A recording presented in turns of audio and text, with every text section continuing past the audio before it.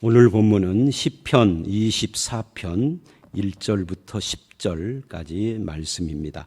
이 시편 24편은 성전 예배 또는 성전 봉사와 관계가 되는 그런 시입니다. 그런데 이 성전 봉사나 예배를 하기 전에 어떤 것을 확인을 해야 되는가 또는 점검해야 되는가 하는 것을 보여주는 그런 말씀이라고 할 수 있어요. 3절로 6절이 성전 봉사 또는 성전 예배하는 자의 모습이고요. 1절은 그 성전 봉사에 들어가기 전에 뭐를 해야 하는가는 출발점을 말하고 있습니다. 이것은 오늘날 우리의 모든 신앙의 출발점이기도 하고 우리의 모든 예배 봉사의 전제이기도 합니다. 그것이 뭡니까? 아주 단순해요. 땅과 거기에 충만한 것과 세계와 그 가운데 사는 자들은 다 여호와의 것이다 라는 고백입니다. 땅과 거기에 충만한 것, 말하자면 이 세상 자연 만물이죠. 자연뿐만 아니라 인간이 인공적으로 만든 것까지도 다 하나님의 것이다라는 고백이고요. 또 세계와 그 가운데 사는 자들, 크리스찬이 됐던 넌크리스찬이 됐던 흑인, 백인, 황인, 어떤 인종이 됐던 모든 인간은 다 하나님의 것이다. 그러니까 세상과 세상의 모든 것과 사람들이 하나님의 것이다라고 하는 이 주권 고백. 내 생명도 하나님의 것, 지식도 소유도 재능도 자식도 직업도 다 하나님의 것이고 하나님이 주신 것이다 하는 것이 기독교 신앙 고백의 가장 기초 핵심이라는 거예요. 그래서 로마서 11장 36절을 보면 이게 장로교 구절이라고 그래요. 이거를 만물이 주에게서 나오고 주님께로 말미암고 주님께로 돌아간다라고 하는 건데 이 고백, 이것을 인정하는 삶이 아주 쉽지가 않습니다. 이것을 인정하지 않으면 그가 드리는 예배가 헛것이고 그가 하는 봉사가 의미가 없다 하는 차원에서 예배와 봉사를 이야기하기 전에 1, 2절에 이 이야기를 먼저 하는 겁니다. 그리고 2절을 보면 여호와께서 그 터를 바다 위에 세우시며 강들 위에 건설하셨다라고 말을 합니다. 그러니까 왜 세상이 하나님의 것이냐 할 때 하나님께서 창조하셨다 그 말이에요. 나도 하나님이 창조했고 세상도 하나님이 그 터를 바다 위에 세우시 이 터, 이 땅의 터를 바다 위에 창세기에 보면은 바다의 물이 한 곳으로 모여라 해서 바다라 하고 드러난 묻을 땅이라 했잖아요. 그거 관계가 되어 있습니다. 그러니까 세상을 그렇게 창조하신 하나님이 소유주시다 하는 것을 고백을 하며 예배를 시작해야 된다는 거죠. 그런 고백 가운데 봉사를 해야 돼요. 여러분, 이 고백을 기초로 예배하고 봉사하는 자들은 그러니까 우리가 내가 아무리 대단한 봉사와 섬김을 한다 할지라도 심지어 내 재산을 다 바치고 내 목숨을 바쳐서 순교로 봉사를 한다 할지라도 이것이 내 자랑이 아닌 거예요. 왜? 하나님의 것을 가지고 온 거잖아요. 하나님께서 주신 것을 가지고 그 재능을 가지고 봉사한 거고 하나님이 주신 물질로 헌금을 한 거고 하나님이 주신 시간을 드린 것이니까 결국은 주님께로 말미암고 주께로 돌아간 거예요. 하나님께 영광 돌린 거죠. 내가 그렇게 하나님께 영광 돌리는 것 자체가 나에게 기쁨이 되는 거죠. 내가 이렇게 했기 때문에 나를 알아주고 나에게 대가와 보상을 해달라 하는 것은 기독교 신앙을 오해한 거예요. 이것은 신구약이 똑같습니다. 네, 이거를 기초로 하고 예배를 하라는 거죠. 그리고 이제 3절서부터 성전 봉사와 예배자에 대한 이야기를 합니다. 여호와의 산에 오를 자 누구며 그 거룩한 곳에 설 자가 누군가? 질문 형식으로. 근데 여기서 여호와의 산, 거룩한 곳, 이건 같은 말입니다. 왜 산이라고 그러느냐? 시편에 산이라는 말이 참 많이 나오고 시편 말고도 신구약 성경에 산과 하나님의 관계를 참 많이 말을 하는데 평야지대에는 하나님이 안 계시고 진한 장수 무주 같은 산악지대는 하나님이 계신다 그런 뜻이 아니고 이스라엘은 가나안은 산악지대인데 그 중에서도 예루살렘을 하나님의 산, 성산이라 불러요. 그래서 여기서 여호와의 산이라는 것은 예루살렘을 말하고, 예루살렘이 여호와의 산인 까닭은 높아서도 아니고 이뻐서도 아니고 거기가 무슨 신령한 영기가 충만해서도 아니고 거기에 성전이 있기 때문에 그러는 겁니다. 그래서 여호와의 산은 하나님이 계신 성전. 그러니까 결국 이 말은 하나님의 성전에 들어갈 자가 누구냐 하는 말이에요. 이 말은 하나님을 예배할 자가 누구고 하나님을 섬기고 봉사할 자가 누구냐, 그런 뜻이기도 한 거죠. 그 누구냐? 돈 많은 자, 똑똑한 자, 재능이 충만한 자가 아니다. 1, 2절에 모든 것이 하나님의 것이라는 것을 인정하고 그 다음에 4절서부터 또 이렇게 이야기를 하는 겁니다. 손이 깨끗하며, 이 손이라는 말은요, 여러분 손을 한번 봐보십시오. 저는요, 내 손은 그 손 전체적으로는 나이가 많아져가지고 주름도 좀 있지만 별 하자가 없어요. 근데 저는 제 손에서 제일 마음에 안 드는 것이 손톱이에요.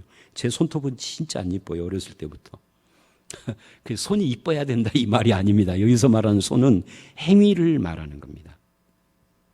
그러니까 예배드리는 자는 그 삶의 행위가 깨끗해야 된다, 그런 뜻이죠. 마음이 청결하며, 내 마음의 뜻에서 마음이 청결하고 뜻을 허탄한 데 두지 않는다. 그러니까 삶의 목표와 방향이 청결하고 거짓된 것을 따라가지 않는 사람이 이게 예배자다 하는 거죠. 또 거짓 맹세를 하지 않는, 이웃과의 관계에서, 하나님과의 관계에서 원하는 것을 얻기 위해서 거짓을 말하거나 이웃과의 관계에서 그를 속여 내가 원하는 것을 뽑아내거나 하는 그런 일을 하지 않는 자.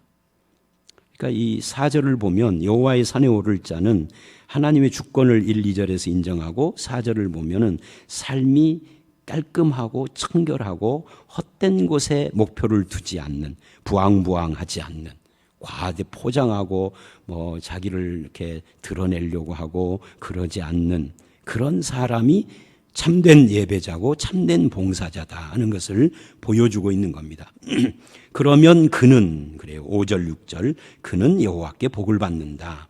여기서 그는 3, 4절이 말한 그런 사람, 마음이 청결하고 행위가 깨끗하고 뜻을 허탄한 데 두지 않는 그 사람이 여호와께 복을 받는다. 우리는 복이라는 말만 나오면 이상해져요.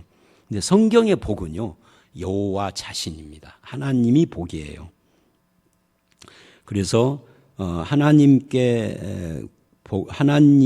복을 받는데 그 구원의 하나님이 무엇을 복으로 주느냐면 의를 얻게 한다. 의를 주신다. 말하자면 너는 의로운 자다. 신약적으로 말하면 칭의죠. 죄인이 아니라 의로운 하나님의 백성 자녀다. 하나님이 너와 함께 한다 하는 복을 얻는다 그 말이에요. 참된 예배자가.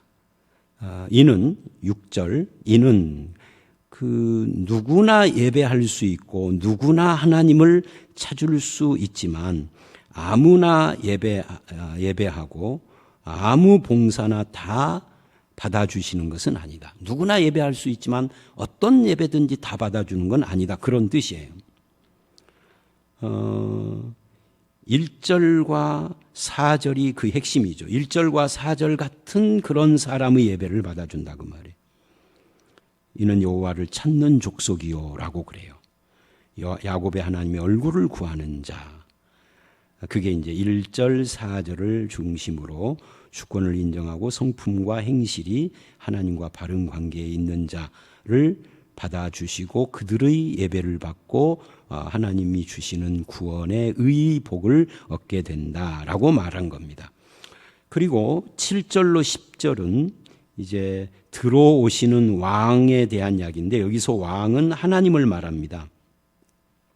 그러니까 영광의 왕이 누구시냐? 질문을 하고 강하고 능한 여호와가 왕이시다. 그러니까 1절, 2절에서는 여호와가 주권자다 그래요. 여기서는 왕이다.